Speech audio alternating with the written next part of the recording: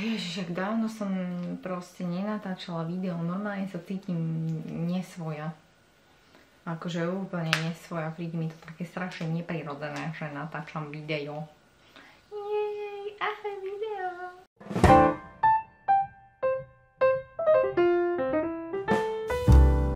Ahojte milí, zdraví vás opäť Bumpkinová. Ja vás vítam pri ďalšom videu a dúfam, že sa vám bude páčiť. Hlavne sa ospravedlňujem za dlhšiu odmlku, pretože sme sa nevideli a je to hlavne tým, že ja som mala strašne veľa práce a nebola som na vás zvedavá. Ani vy na mňa, ja viem.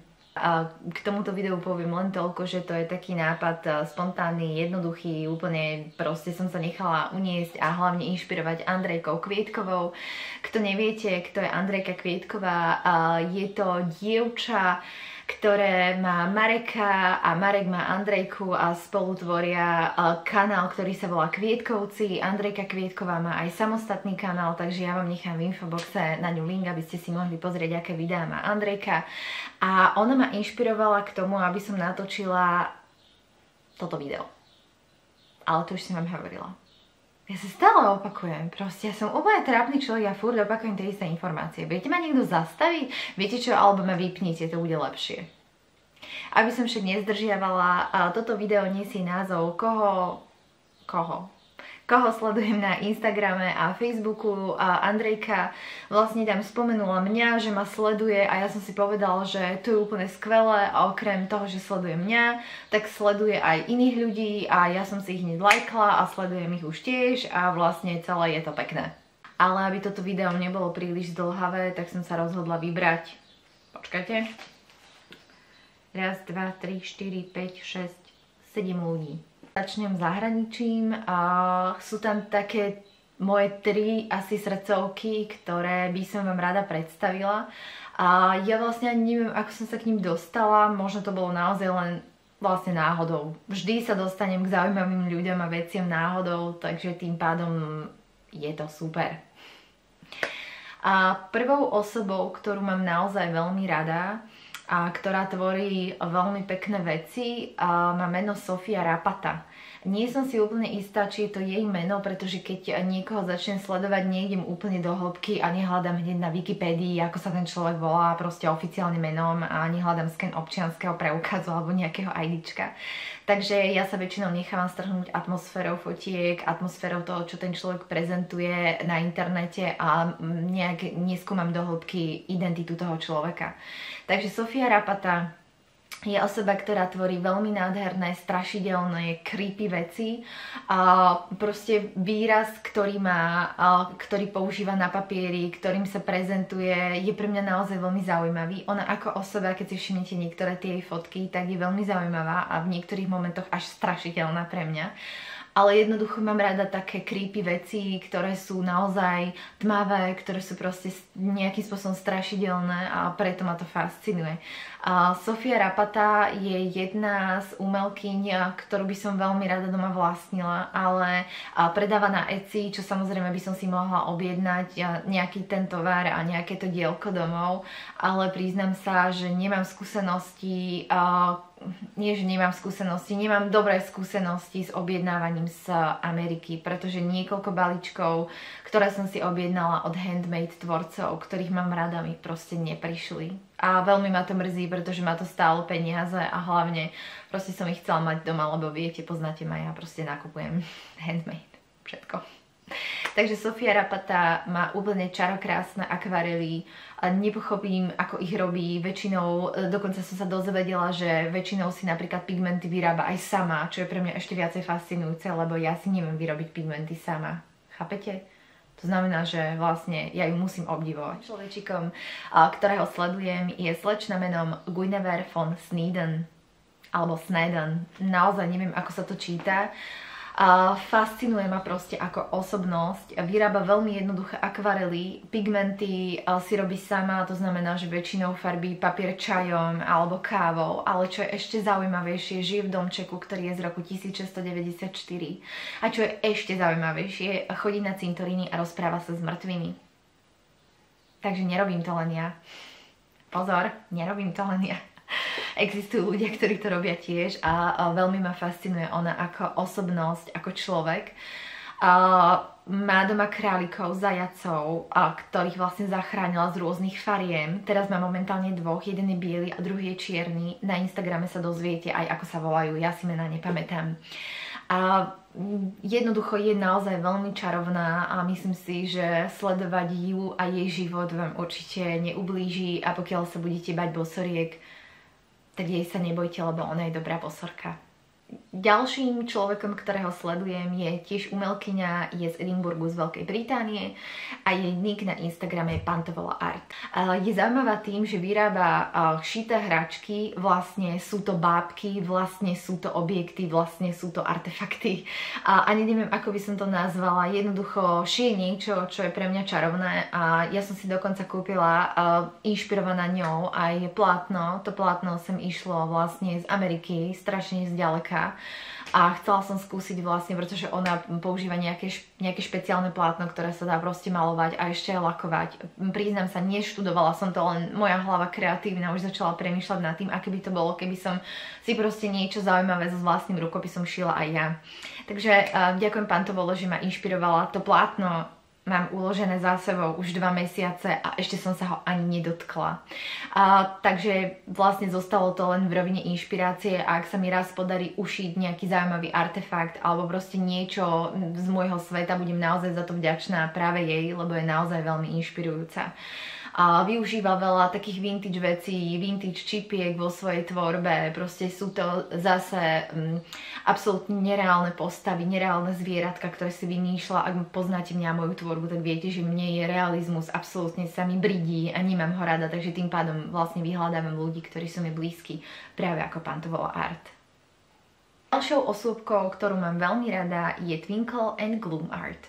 Twinkle and Gloom Art je dievčatko, ktoré vyrába veľmi zaujímavé pohľadnice, obrazy, má veľmi krásne priestory, kde tvorí, jej ateliér je naozaj veľmi inšpirujúci a sledujem ju na Facebooku. A Twinkle and Gloom Art vlastne prvýkrát sa ku mne dostala cez priateľku Vieročku, ktorá povedala, že toto máš sledovať a ja som povedala, že ja to budem sledovať, že díky.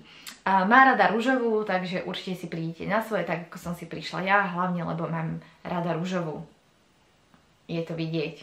Teraz sa trochu blížime k nám, akože bližšie, že nie ku mne úplne blízko, ale že bližšie krajinovo a dostávame sa do Českej republiky, kde sledujem teraz veľmi populárnu Lenu Brauner.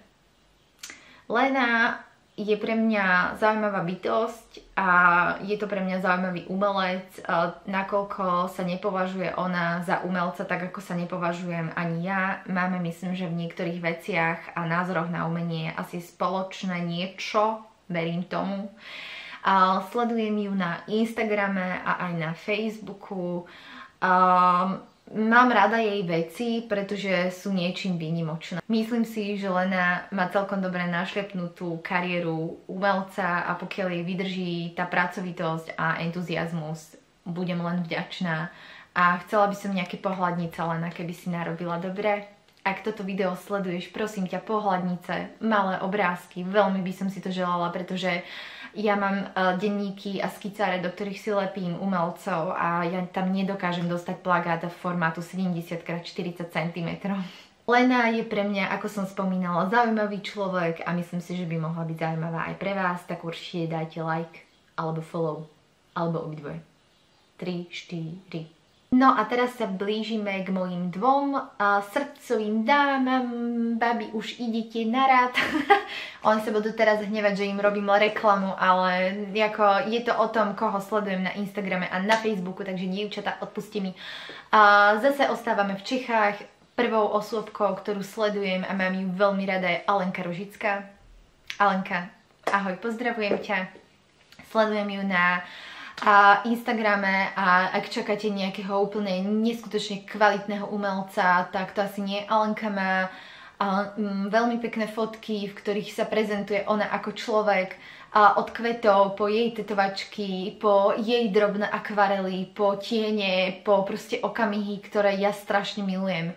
A pre mňa človek nemusí malovať plátna 100x200 cm, niekedy to vôbec nemá hodnotu, ale pokiaľ človek zachytí cez deň okamih, ktorý mi je blízky, veľmi rada si to pozriem aj 1000-krát za deň, pretože ma to motivuje a Alenkine fotografie ma motivujú veľmi. S Alenkou sme priateľky, takže je úplne prirodzené, že ju sledujem. Možno viac, než by chcela. Ak sa vám budú Alenkine fotky a celá tá atmosféra páčiť, určite jej dajte like. Aj follow. Jasné? Tak ako predtým, tak aj teraz to urobte. A ďalšou srdcovkou, ktorú by som asi nemohla nespomenúť, a už som ju spomínala v tých videách asi veľakrát, je samozrejme Veruška, Vieročka Čechová, alebo Bobek, alebo Veruška Bobeková.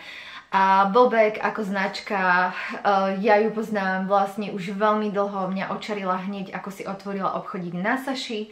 Potom sme sa stretli a robila som vlastne s Bobekom, s Vierkou rozhovor a vtedy to bolo také zvláštne, lebo nejak sme sa nerozprávali veľmi, alebo nejak sme neboli asi pripravené na to byť priateľky, takže ja som vlastne potom Vierku sledovala na Facebooku a nejak sme sa len tak lajkovali a tak, ale potom sa stalo niečo veľké, ani neviem čo, a jednoducho objavila som jej blog, ktorý sa volal ešte teda, ona existuje, volá sa, že u Bobeka, a začala som proste čítať a zistila som, že miluje knihy a ja milujem knihy, že miluje ilustrácie a ja milujem ilustrácie, že miluje ich robiť, tie ilustrácie, že aj ja to milujem a vlastne tak sme sa nejak k sebe dostali a navzájom sa teraz inšpirujeme. Dávno si Vierka vytvorila blog, ktorý sa volá Veruška Bobeková.